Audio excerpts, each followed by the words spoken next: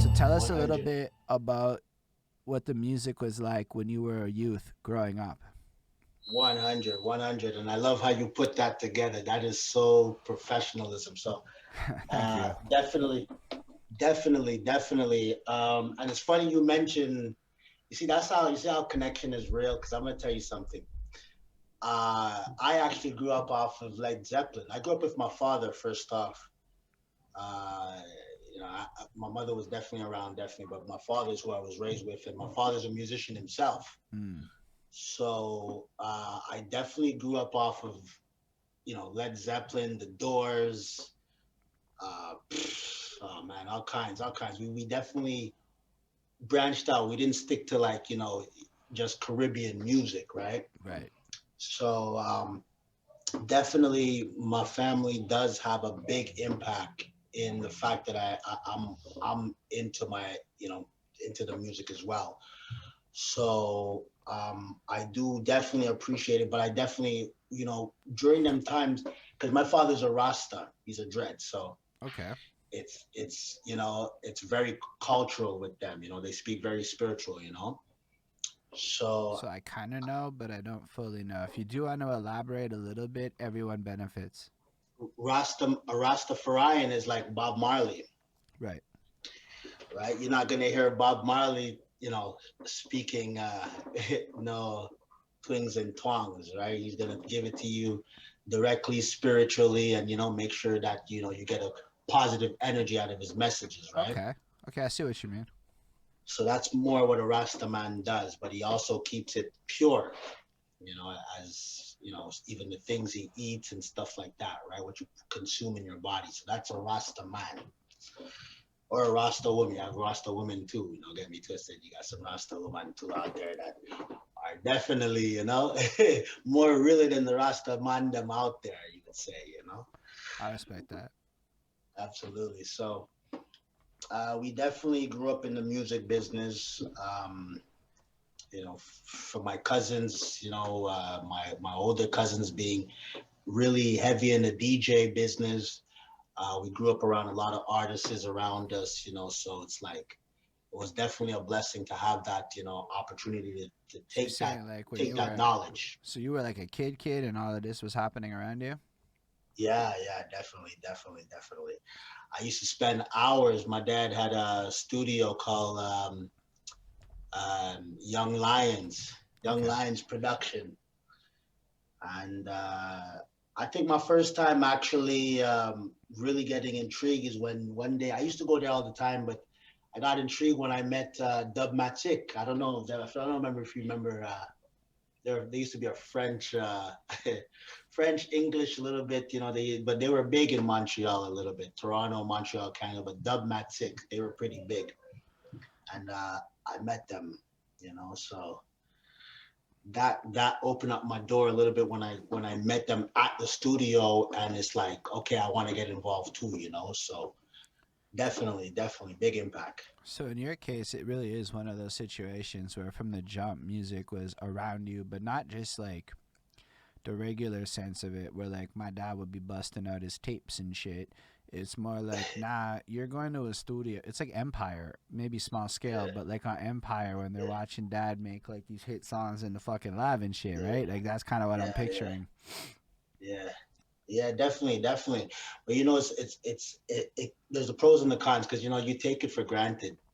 That's what ends up happening when you have something so accessible. You take it for granted, so it slows things down a bit. You know what I mean? So this is what ends up happening, especially at my age when you're changing, revolution, evolution into how the hip hop started, coming around, especially in Montreal. Like shit, man. Like I think when I grew up, my first hip hop song was hearing was shit like here, especially like here in Montreal. Like I know a lot of songs, like but like here, what I would say, like things that we used to like put on our tape decks and stuff, like Yo, how young were friggin' you when it was like? Hold up, was the Montreal hip hop scene just always a part of your life?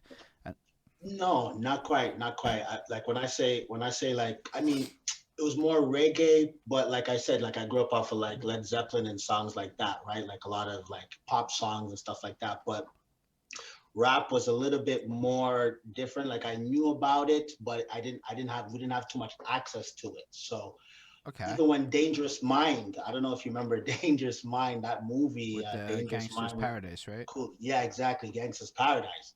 I think that was like a rotation for like forever, but it was like something that was captivating to us where we started dabbling into it. And then I met Mob Deep, and then when Mob Deep came in, and then it was Tupac, and then things started All opening right. up. So hold So up. What do you remember when that was? And let's just let's roll it back. So you're young, yeah. you got the studio going on. Um, y'all are in the vinyl era, the tape era. Like, what era are you in? How is y'all bumping No, music? honestly, I was more into the tapes, but my dad did have a lot of vinyls. But most of those vinyls, again, those were more like, yo, those are like some Luther Vandross, like some real like some them type of songs, Right. right? Um, Like it took a second, but yeah, I do know what you're talking about. I thought about that. It's a da da da da in Luther Van. You know that anyway. So when yeah. you bump, and then we got a comment saying, "See, we're bumping that old Buju and stuff," and I'm like, Yeah, definitely, definitely. Like even Bounty Killer, when Bounty Killer came out with the My Experience and Mob Deep, shit like that, definitely opened the door for me as like getting into this music and what I wanted to get involved with. So and this is all it was just happening when you're like sincerely really young. yeah, I was like maybe like 13, 12, 13. Yeah, that's pretty young. Yeah, That's a lot yeah, of because crazy history, right? Because that's the kind, yo, and I know what you're talking about when you say Bounty Killer and that, because I did a Buju Banton album review this year, so I'm reading all this shit on Wikipedia in 2020, and you're living all this shit back in the day and understand it all with a straight, much bigger sense of depth than I personally do. But that's straight, fucking cool, straight, man. straight. I really appreciate you Right. sharing this for real. This is the kind of shit we're looking for. So is it around 12, 13 then that you really get into music, or like by then do you Nah, already have a whole like sense of it? You're like already have like your favorite genres and shit from a youth. not even. Honestly, I was just finding myself. Actually, I was trying to more figure out how to put music in tune because that's one thing that I've always learned is we slacked at that, like how to put songs together. Like we were just getting on a song, putting shit together, and it didn't make song. There was no structure with the song. Like I had to learn how to like write. Sometimes I used to even like uh write Tupac songs. I used to write his chorus. Okay, that's the chorus. I know that's a chorus. Okay, I know.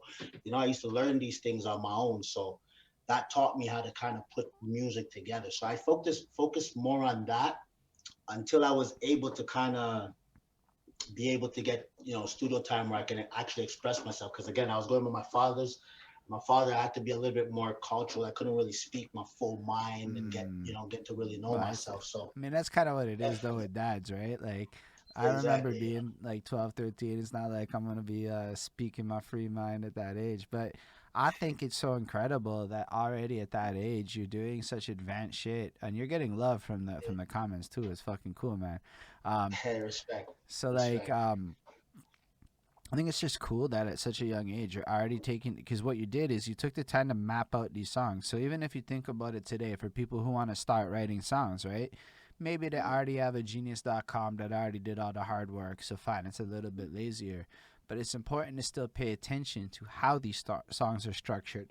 You can still map out timestamps and look at how long a chorus is and just things like that. So I think like right off the jump, your life is shedding some serious knowledge nuggets that we can extract and apply to our current and existing surroundings. So that's some fire shit to me is all I'm trying to say. Respect, respect. Honestly, that's